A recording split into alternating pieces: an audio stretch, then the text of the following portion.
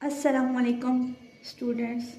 तो आज सबसे पहले आपको मैं अपना इंट्रो कराती हूँ। मेरा नाम सानिया है और मेरी लाइफ जो है मेडिकल लाइफ से जुड़ी है। तो मैंने उससे रिलेटेड एक अपना चैनल शुरू किया है जिसका नाम है medical life 23।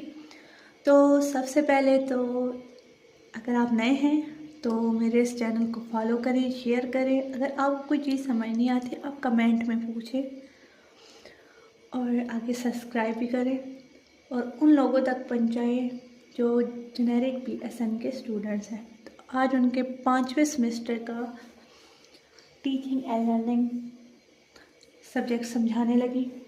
Teaching and learning का टॉपिक जनरल राइटिंग समझाने लगी हूँ, जो हमारे पास फर्स्ट यूनिट है। टीचिंग एंड लर्निंग से फर्स्ट ऑफ ऑल इसका कंसेप्ट आप लोग क्लियर होना चाहिए। वैसे तो बहुत सारे चैप्टर्स हैं इसके बारे में, लेकिन एक दफ़ा ओवरव्यू लेना अच्छा हो जाता है। ओवरव्यू इस तरह कि टीचिंग होती क्या है, लर्निंग क्या होती है। मतलब इस तरह से अचानक आपसे कोई पूछे तो आपको फॉर्मल वे में आसान वर्डों में कैसे आप बता सकते हैं। टीचिंग जब कोई हम लोग इंफॉर्मेशन शेयर करते हैं, यानी तालीम देना। उर्दू में इसके मीनिंग है तालीम देना, मतलब share information to other people, this is called teaching. And learning हमारे पास वो प्रोसेस है जो हमें शेयर इंफॉर्मेशन की गई है उसको सीखना।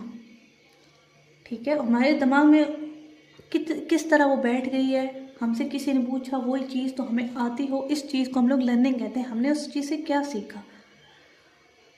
जैसे एक बच्चे को हम लोग बताते हैं A for apple, B for banana, C for cat. तो जब हम उससे पूछते हैं इनमें से आप मुझे कोई भी बता दें, अगर वो कहता है A फॉर एप्पल, यानी उसको उन तीनों में से ये याद रह गया कि उसने क्या सीखा। उसने A फॉर एप्पल सीखा। ये एक लर्निंग की एग्जांपल है। और हमने उसमें टीच क्या किया, A for apple, B for banana, C for cat. तो ये एक बेसिक सी चीज़ है, एग्जांपल दी है। तो उसके अगला टॉपिक हम लोग पढ़ रहे हैं, जो इसका फर्स्ट यूनिट है वो है जनरल राइटिंग। ये तो हमारा ओवरव्यू था, टीचिंग एंड लर्निंग होता गया है। इसके फर्दर आगे स्टेजेस हैं, साइकिल्स हैं, तो आगे हमारे पास इसकी थ्योरीज हैं, तो हम इसके बारे में पढ़ेंगे। तो जनरल राइटिंग होता क्या है, फर्स्ट ऑफ ऑल हम लोग ये पढ़ेंगे डिफाइन जनरल राइटिंग। उसके बाद बेनिफिट्स, इसके फ़ायदे क्या हैं, नुकसानात क्या हैं। उसके बाद हम लोग इसकी टाइप्स पढ़ेंगे, टाइप्स क्या हैं। और उसके बाद इसकी टिप्स पढ़ेंगे जो अफेक्ट कर रहे हैं जनरल राइटिंग को, अफेक्टिव हैं कि किस तरह हम लिखेंगे तो ये हमारे लिए अच्छी पुरस्सर बनेंगी। ठीक है, उसके बाद हम लोग उसके प्रोसेस पढ़ेंगे।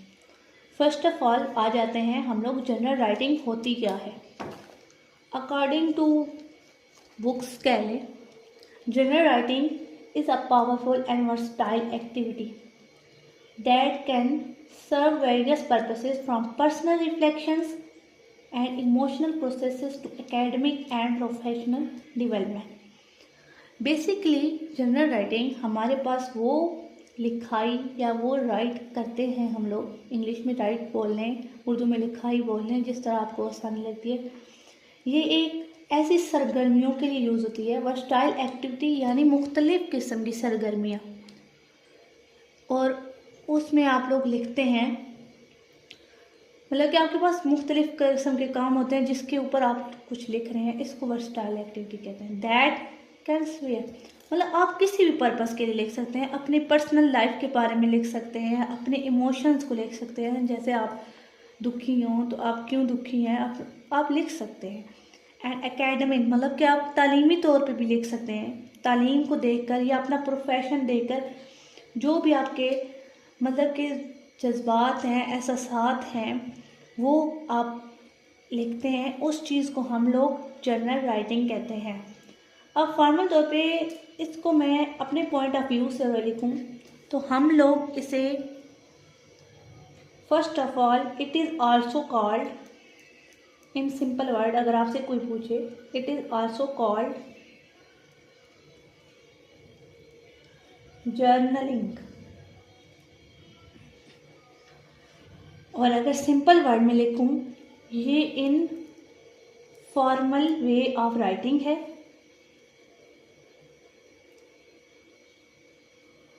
इनफॉर्मल वे ऑफ राइटिंग, और अ मेथड, और mistakes,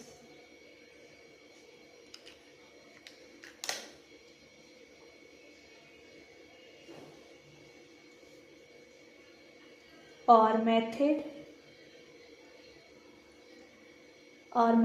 of penning down। अब मेन चीज़ जो मैं बता रही थी कि हम लोग किसके बारे में लिखते हैं, इमोशंस, एक्सपीरियंस, जब कहीं हम एक्सपीरियंस वगैरह करते हैं, थॉट्स और इवेंट्स। ठीक हो, जैसे आपके क्या इमोशंस हैं, किस चीज़ के बारे में हम लोग वो लिखते हैं। एक्सपीरियंस, फॉर एग्जांपल हम लोग एक क्लिनिकल में गए, फॉर एग्जांपल मैं एक बात एग्जांपल देना चाहती हूँ इस चीज़ की, कि जब हम लोग किसी हॉस्पिटल सेटअप में जॉब कर रहे होते हैं, एक्सपीरियंस कर रहे होते हैं, ठीक है, इंटर्नशिप जो लोग कर रहे होते हैं, क्लिनिकल्स भी होते हैं, तो वहाँ जाके आप लोगों के क्या इमोशंस होते हैं उस चीज़ को लिख लें। ठीक है, आपके क्या जज्बात हुए हैं, पेशेंट के साथ आप मिले हैं तो आपको कैसा महसूस हुआ है, ये चीज़ लिखते हैं। एक्सपीरियंस, जैसे आप लोगों ने कैनोला लगाया, आपका कैसा एक्सपीरियंस रहा, मतलब अच्छा रहा, बुरा रहा, प्रिक हो गया, क्या हो गया, ये आप चीज़ लिख सकते हैं। उसमें थर्ड लिख सकते हैं, आपने क्या सोचा, मतलब किस चीज़ में क्या सोचा कि क्या मैंने गलत किया। ठीक है, या आप किसी इवेंट में चले जाते हैं, ठीक है, वहाँ पे आपसे कोई मिस्टेक हो जाती है, किसी के साथ मिसबिहेवियर हो जाता है और आपको बाद में गिल्टी फील होता है। गिल्टी फील होना एक इमोशन है, आपसे मिस्टेक हुई, ये आपका एक्सपीरियंस रहा वहाँ पे। और थर्ड, आपने सोचा कि भाई मैंने गलत किया, ठीक है, मैंने गलत किया, तो इस चीज़ को हम लोग जर्नल राइटिंग कहते हैं। उसके बाद हमारे पास इसके बेनिफिट्स आ जाते हैं। ठीक है, 4 तरह के हमारे पास इस पर बेनिफिट्स हैं, जिसमें हमारे पास है इमोशनल हेल्थ। ठीक हो गया। अब इमोशनल हेल्थ क्या है, इमोशनली हमें ये सपोर्ट करता है, ये हमारा बेनिफिट है। यानी हमारे जब हम लिखते हैं किसी चीज़ को, अपनी फीलिंग्स लिखते हैं, अपने थॉट लिखते हैं, तो ये हमारे जो एंजाइटी है उसको कम करता है, हमारी इससे हेल्थ को इम्प्रूवमेंट मिलती है। उसके बाद हमारे पास इसमें आ जाती है इमोशनल क्लैरिटी। ठीक है, इमोशनल क्लैरिटी क्या है कि जिसमें किसी इंडिविजुअल जो है लिखता है, डीपली लिखता है। ठीक है, किसी चीज़ को डीपली लिखता है और वो अपने सारे इमोशन, जितने भी उसके इमोशंस हैं, वो लिख लेता है। ठीक है, तो इस तरह उसकी सेल्फ अवेयरनेस हो जाती है। तीसरा हमारे पास है मूड इन्हेंसमेंट, मतलब कि मूड को ठीक करना, मतलब कि हमारा अचानक से मूड ख़राब हो जाता है। ठीक है, कोई बात कह देता है तो हम लोग उसको वो जो है लड़ना शुरू हो जाते हैं, क्यों कह दी है क्या।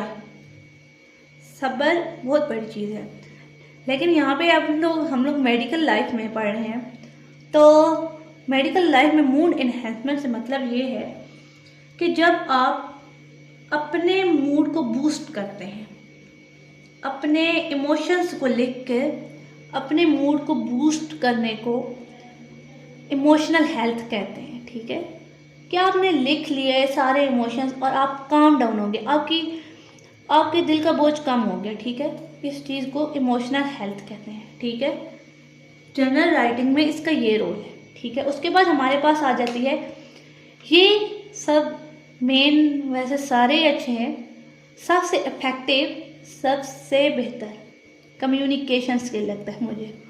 लेकिन कम्युनिकेशन स्किल इस तरह से बेहतर है जब आप, जैसे हमने यहाँ पे इमोशनल पढ़ा था, हम लोग लिख के अपनी एंजाइटी को कम करते हैं, इमोशंस को कंट्रोल करते हैं, उसके बाद मूड हमारा बूस्ट होता है। लेकिन communication skills is one of the best thing in journal writing. मतलब जब आप लोग लिखते हैं तो उसमें आपकी स्किल अच्छी होती है, आपकी राइटिंग इम्प्रूव होती है, आप लोग ये नहीं देखते वोकैबलरी है क्या है, लेकिन आपकी इन्हेंस्ड होती है कि आज मैंने ये गलती की। दिन के सारे वो आप सारी चीज़ें लिखते हो, इमोशंस लिखते हो, गलतियाँ लिखते हो, थॉट्स, एक्सपीरियंस, जो कुछ भी है, आप लोग इस चीज़ की आपकी इम्प्रूवमेंट आती है। ठीक हो गया। उसके बाद हमारे पास आ जाता है पर्सनल ग्रोथ। अब पर्सनल किस तरह ग्रोथ होती है? पहला पॉइंट है सेल्फ डिस्कवरी। हम लोग इस पे गौर करते हैं। बुलेट जर्नल पे आते हैं। बुलेट जर्नल होता क्या है? ठीक है। उसके बाद बुलेट जर्नल जब भी एक कंबाइंड प्लानिंग है, ठीक है, आप एक लिस्ट बनाते हो, लिखते हो, उसमें अपनी डायरी एक लेते हो, उसमें अपनी फीलिंग, थॉट वगैरह लिखते हो, तो इस चीज़ को हम लोग बुलेट जर्नल कहते हैं। उसके बाद हमारे पास आ जाता है आर्ट जर्नल। आर्ट जर्नल क्या है?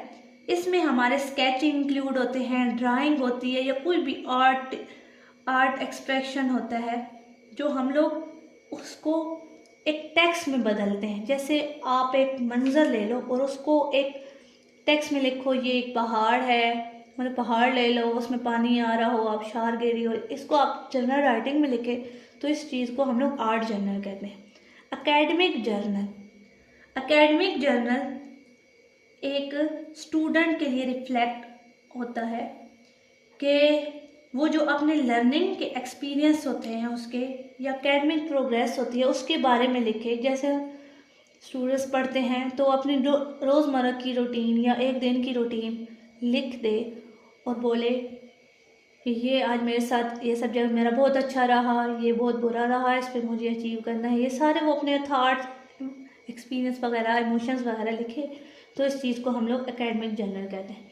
प्रोफेशनल जर्नल, जब कोई भी प्रोफेशनल बंदा मतलब अपने कैरियर डेवलपमेंट के बारे में लिखे, प्रोजेक्ट के बारे में लिखे, या अपने प्रोफेशनल गोल को अचीव करने के लिए लिखे, तो उस चीज़ को हम लोग प्रोफेशनल जर्नल बोलेंगे।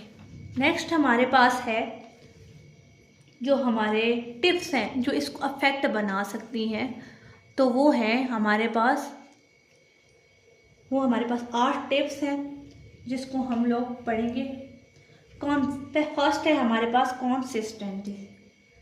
हम लोग डेली रूटीन में वीकली या रेगुलर लिखते हैं, तो इससे हमारी एक कंसिस्टेंसी मतलब हैबिट पैदा हो जाती है, हमारी एक हैबिट बन जाती है जिससे हमें फ़ायदा हो जाता है। ठीक है, बेनिफिट हो जाता है। ये एक टिप है। जब आप लोग रोज़ाना एक चीज़ को पढ़ोगे वो आपकी और भी ज़्यादा अच्छी होगी। जब आप रोज़ाना लिखोगे वो आपकी और भी इफेक्ट है, आपकी राइटिंग स्किल्स अच्छी होंगी, आपकी हैबिट बने और आपको एक आदत लग जाएगी। जैसे आप नमाज़ पढ़ते हैं, ठीक है, नमाज़ पढ़ते हैं, 1 दिन पढ़ते हैं, 2 दिन पढ़ते हैं, इसमें बड़ा सुकून मिलता है माशाल्लाह से, और उसकी आपको हैबिट लग जाए। अगर आपकी 1 दिन रह जाए तो आप बेसुकून से हो जाते हैं। ठीक है, ये बहुत अच्छी एग्जांपल थी अगर आप समझें इस चीज़ को। उसके बाद हमारे पास आ जाती है ऑनेस्टी में ये चीज़ बताई गई कि आप उसमें सच लिख रहे हैं, ओपन माइंडेड, बिल्कुल उसमें एंट्री कर रहे हैं लिखने में, और एक जेन्युइन सेल्फ एक्सप्रेशन आप देते हैं उस चीज़ में। ठीक है, जो आप सच बात है वो बोलते हैं ईमानदारी से, तो इस चीज़ को हम लोग ऑनेस्टी कहते हैं। ये बहुत बड़ा अफेक्ट है। उसके बाद हमारे पास तीसरा पॉइंट आता है नो रूल्स। कोई रूल्स नहीं होते, ना इसमें स्पेलिंग देखे जाते हैं क्योंकि ये जर्नल राइटिंग है, आप अपने लिख रहे हो, ना तो ये कानूनी तौर पे जाता है, ना ये फॉर्मल तरीके में कहीं जाता है, बस अपने लिए लिख रहे हो ताकि आपकी हेल्प हो सके, कैपेबिलिटी इन्हेंस हो सकें। तो नो रूल्स मतलब कि नो रूल्स का मतलब आप स्पेलिंग को नहीं देखना कि हम लोग लिख रहे हैं तो इसमें स्पेलिंग मिस्टेक होगी, ग्रामर मिस्टेक होगी, मिस्टेक होगी भी तो होती रहे, इसमें इग्नोर करना है। इससे आपकी इंग्लिश इम्प्रूव होती है। इंग्लिश लिखते हैं, उर्दू लिखते हैं, या जिस भी लैंग्वेज में आप लिखते हैं इम्प्रूव होती है आपकी, तो इसमें ये चीज़ें नहीं देखी जाती। उसके बाद प्रॉम्प्ट यूसेज, हमारा चौथा पॉइंट है प्रॉम्प्ट यूसेज। इससे हमें एक डायरेक्शन मिल जाती है। ठीक है, एक न्यू थॉट्स हमारे माइंड में लिखने से न्यू थॉट्स आते हैं, न्यू इमेजिनेशंस आती हैं जो हम एक्सप्रेस करते हैं। उसके बाद रिव्यू में क्या है कि हम ओकेजनली पास्ट एंट्रीज को रिफ्लेक्ट कर रहे होते हैं, मतलब हमारा पास्ट कैसा गुजरा, हमारा बिहेवियर, हमारे थॉट्स वगैरह, वो सारी प्रोग्रेस हम लोग रिव्यू में लिखते हैं। उसके बाद प्राइवेसी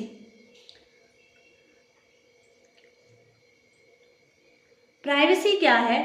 प्राइवेसी ये है कि आप जो चीज़ लिख रहे हैं उसके बारे में इंश्योर हो कि वो सिक्योर रहेगी। इस चीज़ को मेंटेन करते हुए चलते हैं ताकि वो मेंटेन रहे आपकी प्राइवेसी। जो आप लिख रहे हैं वो सिक्योर रहे। उसके बाद फ्लेक्सिबिलिटी आ जाता है हमारे पास। सातवां पॉइंट आता है फ्लेक्सिबिलिटी। फ्लेक्सिबिलिटी क्या करता है? अलाउ करता है आपको ज़ाती तौर पे एक्सपेरिमेंट को डिफरेंट तरीके में आप लिखें, डिफरेंट स्टाइल में लिखें, जो आपको बेहतर लगे। ठीक है, डिफरेंट स्टाइल में आप लिखें, डिफरेंट तरीक़ों से लिखें कि आपको किस वे में वो बेस्ट लग रहा है, किस वे में वो अच्छा लग रहा है। उसके बाद हमारे पास आता है सप्लीमेंट विद अदर मीडिया। अब ये चीज़ क्या है? मेन मतलब बाकी तो कंसिस्टेंसी पता चल गया, हैबिट से, ऑनेस्टी ईमानदारी से, जेन्युइन चीज़ लिखनी है, नो रूल मतलब कि कोई स्पेलिंग मिस्टेक नहीं देखनी, प्रॉम्प्ट मतलब डायरेक्शन देता है, रिव्यू आपके पास्ट के बारे में आप लिखते हो, प्राइवेसी जो है आप जो है उसको सिक्योर रख सकें तो ऐसी चीज़ें आप लिखते हो। फ्लेक्सिबिलिटी में आप डिफरेंट तरीके से लिखते हो, डिफरेंट स्टाइल्स में लिखते हो। तो सप्लीमेंट अदर मीडियाज़ क्या होता है? मीडिया से आपको समझ आ रहा होगा कि ड्राइंग, फ़ोटो, क्लिपिंग ऐसी चीज़ें, मतलब वीडियोस वगैरह हो गई। ठीक है, क्लिपिंग का मतलब मेरा है वीडियोस। मतलब मीडिया से आपको पता चल गया ना कि ड्राइंग हो गई, फ़ोटो हो गई, किसी तरह का भी आप मल्टीमीडिया यूज़ कर सकते हो, किसी तरह का भी आप तरीका यूज़ कर सकते हो। तो ये आपके इन्हेंस करती है जर्नल एंट्रीज़ को, मतलब जर्नल एंट्री मतलब लिखने में आपकी मदद करता है। उसके बाद हमारे पास हमारा लास्ट जो है वो आ जाता है टॉपिक। हमारा ऑब्जेक्टिव जिसको हमने अचीव करना है वो है प्रोसेस ऑफ जर्नल राइटिंग। अब प्रोसेस को देखते हैं जी, प्रोसेस होता क्या है इसका और ये कितने वे में हम लोग डिस्क्राइब करते हैं। ठीक है, इसमें है प्रीपरेशन। फर्स्ट ऑफ ऑल हम लोग इस चीज़ को देखेंगे। पहला पॉइंट हमारे पास है प्रीपरेशन। इसमें हम लोग क्या करते हैं? अपना मटेरियल जो है गैदर करते हैं। ठीक है, जो आपको मटेरियल चाहिए, ठीक है, उसको गैदर करना है और अपने एक टाइम देखना है, सेट टाइम, कि आपने कितने टाइम में इस चीज़ को कवर करना है। Choose medium. ठीक है, चूज मीडियम। ये तो हो गया जी प्रिपरेशन, कि भाई आप उसमें अपना एक चूज करते हैं मीडियम। ठीक है, कि आपने किस चीज़ पे इसको रिप्रेजेंट करना है या क्या करना है। उसके बाद आपने अपना जितना भी मटेरियल है, जिस तरह मैंने एक नोटबुक ली, उस पर एक टॉपिक लिखा, उसके ऑब्जेक्टिव्स बनाए, मैंने अपना गैदर किया सारा मटेरियल। उसके बाद मैंने एक टाइम सेट गोल किया कि भाई मैंने इतने टाइम में इस टॉपिक को कंसेप्ट आपको देना है। ठीक है, जो भी टॉपिक है उसका कंसेप्ट देना है। सेकंड हमारे पास पॉइंट आ जाता है राइटिंग। जो डाटा जो हमने मटेरियल गैदर किया है उसको लिखेंगे डाटा। ठीक हो गया। डाटा के बाद हम लोग चूज करते हैं टॉपिक। ठीक है, चूज करते हैं एक टॉपिक कि हमने किस चीज़ पे इसको राइट करना है। ठीक है, राइटिंग में हम लोग डाटा लिखेंगे, चूज टॉपिक करेंगे। उसके बाद हम लोग बिगिन राइटिंग करेंगे, लिखना शुरू करेंगे। उसके बाद हम लोग इसकी डिटेल देखेंगे कि हमने इसमें कितनी इसकी डिटेल लिखनी है। उसके बाद हमारी रिफ्लेक्शंस आ जाते हैं। हम लोग उसमें क्या रिफ्लेक्ट करते हैं? हम लोग एंट्री करते हैं, किस चीज़ की एंट्री करते हैं भाई? अपने थॉट्स के, एक्सपीरियंस के, ठीक है, गोल्स के और अदर फीलिंग्स वगैरह जो आप समझे, ठीक है। एग्जाम्पल आपको मैंने आगे दी थी रिफ्लेक्शंस की। और फोर्थ पॉइंट हमारे पास आ जाता है मेंटेनेंस। मेंटेनेंस क्या है कि हम लोग इसको रेगुलर रिव्यू करेंगे, स्टे फ्लेक्सिबल रखेंगे, मल्टीपल मीडिया में रखेंगे। जैसे हमने ये टिप्स पढ़ी थी, ये सारी टिप्स इस चीज़ को शो कर रही है, मेंटेनेंस को। मतलब कि आप रेगुलर अगर पढ़ोगे अच्छी तरीके से तो एक चीज़ आपकी मेंटेन रहेगी, आपकी एजुकेशन है ना, आपने जो सीखा उससे मेंटेन रहेगा। उसके बाद स्टे फ्लेक्सिबल, ये सारी चीज़ें वगैरह। उसके बाद हमारे पास जो फ्लेक्सिबल के जो राइटिंग में नीड होती है किसी चीज़ की, तो आप उसको अफेक्टिव बनाते हो और रेगुलर उसको एक चीज़ में एनहांस करते रहते हो, ठीक है। इस चीज़ को हम लोग फ्लेक्सिबल कहते हैं। इन कॉर्पोरेट मल्टीमीडिया से मतलब मैंने ये बताया मेंटेनेंस में कि आप फोटोज़, ड्राइंग, क्लिपिंग लिखने के साथ आप ये चीज़ें जब लिखते हो तो आपका इससे इन्हेंस होता है जनरल राइटिंग। उसके बाद प्राइवेसी एंड सिक्योरिटी, आप ऐसा जनरल राइटिंग लिखें जिसमें आपकी जो है प्राइवेट रहे, मतलब सिक्योर रहे, चीज़ आपकी सिक्योर रहे, ठीक हो गया। तो उसके बाद हमारे पास जो मीडियम है, ठीक है, उसके बाद जो हमारे पास ये मीडियम वगैरह जो इसमें हमने यूज़ करना है, आपने नोटबुक करनी है, डिजिटल करना है, फिजिकल जर्नल करना है या डिजिटल करना है, जो भी आप यूज़ करना चाहें उस चीज़ को आप कर सकते हैं मेंटेन। जैसे मैंने नोटबुक को चूज़ किया तो ये हमारे पास फिजिकल जर्नल है। अगर मैं डिजिटल आपको लैपटॉप से पढ़ाती तो ये डिजिटल हो जाता। एक दफ़ा इस चीज़ का हम लोग ओवरव्यू ले लेते हैं कि हमने आज पढ़ा क्या, ठीक है। आज हमने पढ़ी इसकी डेफिनेशन पढ़ी, जिसमें हम लोग जनरल राइटिंग को डिस्क्राइब किया। उसमें हमने ये बोला कि हम लोग जो भी लिखते हैं, एक्सपीरियंस, इमोशन, थॉट, इवेंट्स, इस चीज़ को हम लोग जनरल राइटिंग कहते हैं। उसके बाद हमने 4 तरह के बेनिफिट्स पढ़े, इमोशनल हेल्थ पढ़ा, कम्युनिकेशन स्किल पढ़े, मेंटल हेल्थ पढ़ा और पर्सनल ग्रोथ पढ़ी। किस तरह से हमारे दिमाग अपने खुद की, हमारे इमोशंस की और कम्युनिकेशन स्किल्स की ग्रोथ अच्छी होती है। उसके बाद हमने 8 तरह की टाइप्स पढ़ी, जिसमें हमारे पास थी personal, travel, dream, gratitude, bullet, art, academic and profession, ठीक हो गया।